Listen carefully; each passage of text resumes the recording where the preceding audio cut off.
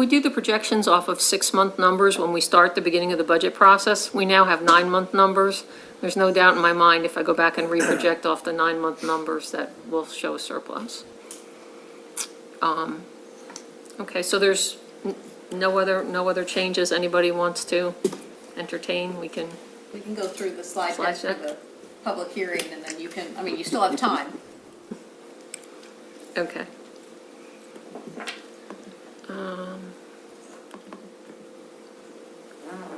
And what I will say is that the non-recurring section of the slide deck, I still have to do some tweaking to because the numbers were still moving around this morning, so, so we'll run through what we can. Okay, so we'll start out, we usually start out by talking about the revenue growth. So it's 4.9%, just under 5. We had 3.2 million in new dollars. We always talk about the challenge. The spending requests exceeded revenues by $6 million when we started this process. And so to get it to balanced, you know, there was obviously a lot of effort that went into getting it to this point. Again, we usually start out with our revenues, point out, you know, what our main sources of revenue are. Property taxes are our highest at 56%, income tax at 32%, and then we break it out into other recurring at 10 and non-recurring at 2. We always talk about the taxes and the fees. The property tax rate is going to remain at $1.02 per $100 of assessable base. With the income tax, this is the slide where I can add more if you want. Talking about a rate increase from 3.2 to 3.3, that the dollars are earmarked for the middle school project. If you want another comment in here about that it's... I know one comment I'd like to have in there. Sure. Up under the property tax. Didn't you tell me that, you know, we have, in my time, we've raised property taxes by 5 cents one time, but we also come back and lowered them 2 years in a row by 2%. And I think you told me that in the last 24 years, we've raised property tax rate by 1 cent. Yeah, combined. Not let the public know that. Sure. Now, obviously, everybody's property taxes have gone up, but it's because of the assessment that's values. went up. It's not, the county commissioners have not raised the property tax, but only 1 cent in 24 years. If you don't brag about that, something's wrong with you. I mean, at least that's what I think. Yeah, and I think Ronnie's right about the assessments. I think, you know, the state raised the assessments, not Yeah, the county. we have nothing to do. Some folks don't understand that. It's, yes, they don't, because all they know is their bill went up. And They're going to see their real estate tax bill going up, but that's because of their assessment. And you might even add that in there, that we all know, that everybody knows their property taxes is going up, but it's due to the assessments. The county has raised property tax rate by 1 cent in last 24 years. okay, Something to that. I will definitely get that in there. And like I said, with the income tax, I I didn't know didn't, that fact. I didn't know that fact. That's pretty interesting. impressive. Absolutely, I'd say so, yes. I mean, in recessions, you know, we downsized, we Right. didn't, yeah. That's what you call living within That's your it, means. absolutely right, yeah. Okay, so then the income tax, we talk about the dollars being earmarked. I can make a comment in here about that it's, you know, strongly encouraged when you're seeking help in Annapolis, or I can add another bullet, but we can certainly talk about it. And water and sewer rates, we'll just mention that we have our 4% rate increase, which is what we've been following, you know, under the guidance from the last rate study. I think history has proven that if the state encourages you to do something, that if you don't do it, they're not going to offer a whole lot of help to you. Okay, we'll play with some wording and Yeah, I mean, put a bullet you out can word there. it, but I mean, history has proven that. Oh, yeah. Absolutely. Okay, and then these slides that I always think are informational for the public, we show the county property tax rates and the income tax rates for the last fiscal year, because clearly 2026 hasn't been finalized yet. So for property tax rates, we're 7th highest in the state. That's going to change this year, Ms. Patty. Is it? Yeah, Who's moving? Their rates, do you know? Dorchester. Dorchester, okay, Dorchester is by 3 cents. okay, I think some of the bigger counties are raising too. I don't know. yeah. Yeah, I don't know. But Jerry told me yesterday. 3 it was cents? 3 cents. I'd be amazed if they weren't, based on everything I've been hearing out of Actually, I there. think it's pretty good that they only did it, had to do it 3 3 cents. cents. So they Yeah. changed some other rates to the 911 Right. fees when I think they All- tripled They or had a list, quadrupled. down at the Yeah. college that night, they had a list of things they've had to do to Yeah. get in line. So, yeah, unfortunately, we can't get the 2026 stats, but this is 2025. So for 2025, we had 5 counties raise their rates and 2 counties decrease their rates. And so, that's kind of where we stand in relation with everybody else. On the income tax side, Kent is, I guess, one of 13 counties that have the highest rate. Now, again, this is off of 2025, so it'll be interesting to see how many counties raise it to the 3.3%. And really, we're one of 15, because Frederick and Anne Arundel implemented sliding scales where they cap out at the 3.2, but, so over half of the counties now are at, are at that max rate. So you can clearly see the trend there. Okay, and then we'll talk about the revenues. Again, we show the dollar values, property taxes increasing by $2,251,000, and that again is due to increase in the assessable base, not the rate. The income tax is up $755,000, and $255,000 of that is because of the rate increase. And then other revenue sources are going up $193,000. So overall, there's our $3.2 million. We then usually break it out into recurring and non-recurring. The majority of the revenue stream is recurring. The non-recurring revenues are the loan proceeds for the capital leases. And the $255,000 that's going to be earmarked, that can't be used for recurring sources. And then we go through and we talk about the revenue increases and the decreases. So on the property tax side, the property taxes are increasing $2,250,000. In residential and commercial, it's going up $1,755,000. The public utilities are going up $464,000. On the income tax, again, we're talking about the rate increase from 3.2 to 3.3. We're seeing increases in the recordation and the property transfer taxes, and again, I think that's just reflective of the housing market. We're starting to see a lot of movement again. For a while, we didn't have inventory, but it seems like things are moving again. On the revenue decreases, our lease proceeds are going down, about $247,000. We have 11 leases this year. We had 15 leases last year, so we have a small drop there. Wait, what is that, the leases are you got 247,000 for? It's a decrease in revenue. So with the leases, we're required, because it's debt, we have to show a revenue line of proceeds and a capital line. So, and, they're just really offsetting. But we have less leases this year than last year, so that line is going Give me an down. example of one of the leases. So the ones we were just looking at, so the enterprise, these are the enterprise leases, the vehicle leases. Okay. So last year, we had 15 new vehicles. This year, we have 11. Oh, okay, And it was that okay. schedule we were just looking at. I'm thinking leases we had like with KRM or something for. And you know office. what? I should put the word vehicle in here, Ronnie. That's a good point. So instead of just saying lease proceeds, it should say vehicle lease proceeds. I think that'll clear it up. It's a good point. So we're seeing a reduction in that revenue stream. The intergovernmental, the health department rent, we're losing this year. They paid for us last year. And the highway user money is going up $100,000. So the net of those two things is a decrease. Okay, and then this is the slide that shows the fund balance.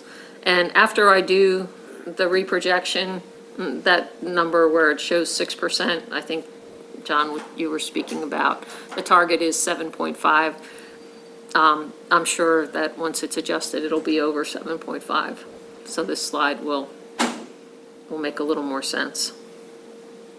And the other thing I did on here was I broke out the The transfer to capital projects, the 13 million, took it out of the surplus deficit line because it really was kind of, I think, distorting. It's a very it's a very one-time transaction, so I think it's better to separate it. Okay, and then we take a look at the expenditures, and we break them into recurring and non-recurring. So the recurring expenditures are increasing a little over 5 million.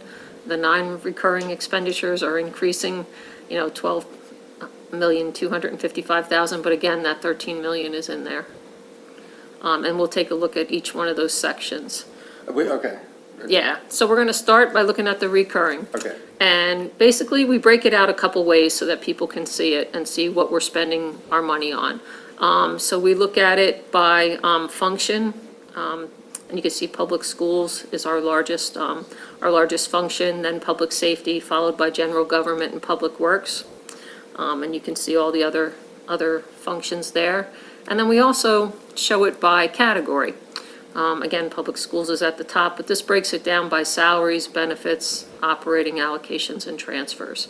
So I think these two slides kind of give a good breakdown of where the money's going. And then we'll kind of, we'll go through a little explanation about what's changing in each category. So with the public schools, the allocation is going up 1,117,000. Again, the minimum local effort that was required was 816, and we have additional funding of 301,000 in this category. If we look at the salaries category, it's going up 385,000. We have 2 new positions in here. We have 2 EMTBs, and we have 4 public safety positions and 1 public works position coming out of the budget this year, and we have a salary increase of 5%. So those are the main highlights in the salary category. In the benefits, our benefit category is going up just a little under 800,000. Can I make a suggestion? Absolutely. On the salary increase of the 5%, Yep. all through the budget process, the 3 of us were trying desperately to keep 4% in. And with the increased cost of 14% health care, if I remember correctly, Yes. we decided to change that to 5 to help the employees. Offset the difference in Offset the the cost. cost. It's a good point.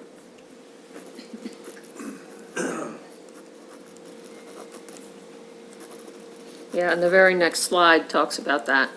So on the benefit cost, the 2 things that are driving it up the most are the 11% increase in the pension and the 14% increase in the health insurance. Now, the pension increase is on the county side, not the employee side. Right, the employee stays flat. Okay, on the That might be a little note to, I don't No, want to get I'm- too worried. Nope. I don't want employees thinking that their pension's gonna go up by 11%. right, these are all employer costs, This is but county increase, So, yeah, right, not in employee. parentheses, after pension, you could even put county increase, and then after health insurance, county employee cost share or something. Or 11% increase to the county, Right. so. yeah, somewhere I'll get the word county I in mean, I there. just, No, don't this want is people why to we're freak doing out. this, yeah. And what I would encourage you too is as I go through this every year, as we go through the slides, anytime always- anybody wants to Yeah, you can interject always or chime in. feel free to chime and give an in. explanation, certainly. Albert will frown at me. What, Talking too much. I for welcome, interrupting? I welcome all comments. It really is your budget, so if there's anything that you want to elaborate on as we're going through, please feel free. But I'll make those changes. On the operating side, the operating expenses are going up 768,000. The detention center one is a little deceiving because we kind of shifted expenses out of salaries and benefits and into operating. So while the operating is going up, we just talked about the reduction in salaries, so it seems high here. Environmental operations is the second highest category, and there's a little explanation here for each of the major increases that we'll walk through. On the allocations, there's, the total category is only going up 88,000, which is a little deceiving. We have mandated increases this year of just a little over 400,000, and that's the teachers' pensions show up in the allocation category, the State Department of Assessments. And I don't know, Shelley, I was trying to find that percentage. Did they pass on 90? 90-10. So it went from, we were doing 40, right? It was 50/50? And then it went to 90-10. Okay. with the teachers' pensions. No, for the For the SDAC. SDAT. So assessments. Yeah, So the teacher pensions, they ended up passing along 50% of what they had basically threatened to pass along. So let's see how long it takes I before was going they, to say, it's just for the other shoe to drop. right. right. So the health department and the volunteer fire companies, there's, nothing that we can ever do about those. So those costs were going up 409,000. The other requests totaled 155,000 in total. The largest one was Upper Shore Aging, and that was the $111,000 increase, but that was mostly for the meals.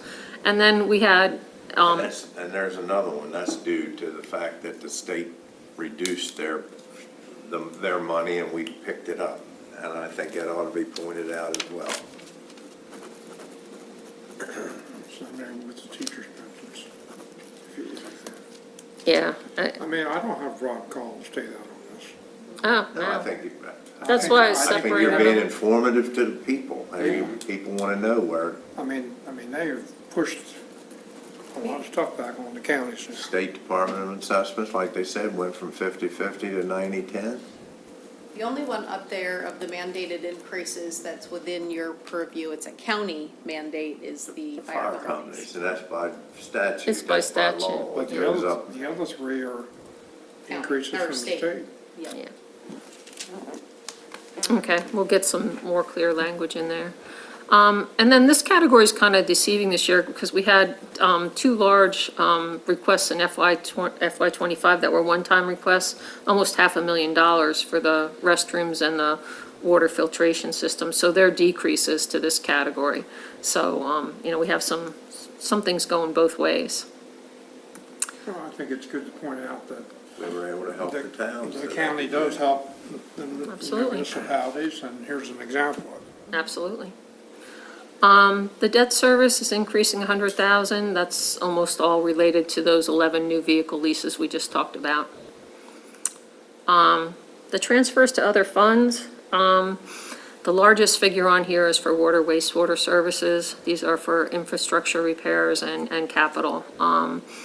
And there was a rather long list of those items, I'm sure you remember from our capital conversations. And the ARPA had been picking up these dollars in recent years, so I probably will make a comment about that. I mean, it makes it seem like this is all new, but it's just that the source of funding was transferred back to us. We're seeing an increase in the Kent Family Center for the salary increase and the rent, and a small increase in the local management board, again, related to the salary increase. The non-recurring expenditures, again, this seems like a really big number, and that $13 million transfer is in here, and we'll break that out. So on the very next slide where we talk about the capital projects, I think the first item should be that $13 million transfer. We'll talk about it, that it's for future capital projects. And I want to apologize, this last section of the slide deck that has the capital projects, this was about as far as I got. We didn't finalize the capital numbers until just before, about an hour before we came in here. So the rest of the presentation for the capital, I'll update and break out the projects on here. So there's about 3 slides on here that I have to go through and update. So we will just talk about what all of our capital projects are. And like I said, I can send you these later today. And our expenses, and leased vehicles. So this we'll have to do. And then usually, once we finish, we usually talk about the long-range challenges. And I think they're the same, really, this slide is almost virtually the same as last year. It's our capital projects. We have the middle school, the public safety infrastructure, and the courthouse renovations. And we also have the state mandates for the blueprint and the Time to Care Act. So those are going to be some really are significant challenges. Again, we can reiterate that with that $87 million, the 13 million that we're transferring over is a step towards addressing that. So I would certainly talk about that with this slide. I don't know if there's anything else that you'd like me to add to this. The Time to Care Act, they delayed that for. Correct. They did. That will not go into effect this fiscal year. We don't have to worry about it, but it's still slated to go into effect. When it does go into effect, maybe we can talk to Jim and the HR folks and put out a memo that, this is a new state law or, requirement that. We'll definitely have to bring that in front of you because there are different ways to cost share that. That'll have to be a county-wide decision. Because that's going to be a big hit to the employees' paychecks. Yes. So, And theirs, Yeah, and the county. yeah. Right, 0.9% total of the salary, and you're allowed to allocate half of that to the employee, up to half of that to the employee. and then aside from the challenges, we kind of had a slide on here that just talked about the the blueprint and showed, the impact over 10 years. I know we've kind of beat this to death, but I think this graphic does show, kind of the dollar value. And that was, those two slides were just kind of to talk about the future challenges, and that was kind of how we ended up the presentation. So, not sure. Make those changes, I think it looks good to me. All right, I'll make those changes and I'll send it out to you. We do not have a workshop scheduled for next week because of the holiday, so the next time we convene will be for the public hearing, June 3rd. June 3rd. So I'm happy I'll get it out to you guys probably before the end of the week with the changes or actually probably tomorrow. And, if you have any other comments or when you look through it, if there's anything else you want me to add, please let me know. But it's been definitely a challenging year. And this might be good compared to next year. I think Ronnie and Albert did a great job. Yeah, Yeah, I think, and So again, You're gonna. well. he'll give it to us this year and then give it to us next year too. And Ronnie, I don't know, like in the long-range challenges, the short-range challenge is really that the blueprint is gonna go up 2.5 million and Next our year is our first real challenge. challenge. So I could also put, I've got the blueprint in here, but, I could think certainly that- make a comment about next year's funding requirement of 2.5 million. We've been relatively, we've been able to get by it and have a little extra, but next year's our real challenge, so we'll see. And it may not be as bad as what it sounds, but we'll see. We'll do the best we can. Dr. McComas, nice to see you tonight. Good afternoon. Sorry I wasn't here earlier. I was gonna add, I mentioned this, I'd like for some time at your convenience, if we could take a look at Wharton Elementary, the school out to Wharton. And then maybe brainstorm about other options that we have, how we could best utilize, because I think that's the newest school in the county, even when we closed it. It was the newest, the most recently built. So we want to take care of it, and I'd like to see it, and then maybe we could all sit around and discuss what's the best use for it. I don't know. Who knows what we could come up with, but I think it's a great idea. I look forward, I'll work with Shelley around getting time scheduled to do that. good. I think it would, something real, but I think we could come up with some good ideas once we secure that place and make sure that whatever we do out there is going to be protected. But I think I don't know whether it's ever had a new roof on it in my time. But that I don't know. I do know we do have some leaking. Yeah, well. problems as, we preliminarily looked at. But some people have talked about moving you all out there, and then we could take where you're at and put other offices in it instead of renting them. All kinds of scenarios, but we'd just like to see what it looks like so we could see how best we think it ought to be between us. I mean, obviously, it's your building, but we'd like to see how you think it could be used the best. I look forward to the conversation. I agree. I think there's a couple win-win-win scenarios we could discuss that make good sense to me, and I look forward to getting it on the books and moving forward. So I appreciate your openness to kind of look at that and collaborate around how do we make the most of our resources for the county as a whole and our citizens. Even if it stays just like it is, it needs to be protected, the roof or something. If it's leaking, we want to take care of At it. this point, there are some issues that need to be addressed. Yeah. And thank you for that. And if I know the bus service uses it a lot, if you come up with a better use, maybe we build a pole building for them. Who knows what we could come up with? You get the three of us and you in a room, hard to tell what we'd come up with. I agree. I think good things will come out. But Thank you. thank you for the opportunity. My pleasure. I think there were just two other things. One was the date for the salary increase. So July 1 never falls at the beginning. Talking about our salary increases. Yes, absolutely. We're gonna work on that next. Yeah. July 1 never falls at the beginning of a pay period. Well, I guess once every 11 years or something. But,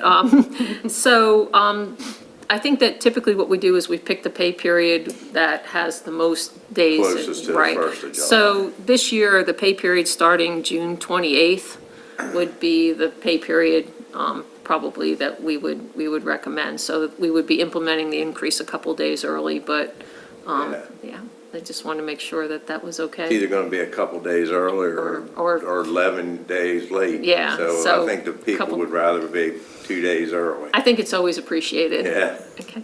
And then the last thing is we heard from a vendor today for capital, and I think this is all just part of what's happening in the world today, but we do have furniture in the finance office and in planning and zoning, and we got word from the vendor today that they're going to implement price increases on June 1st.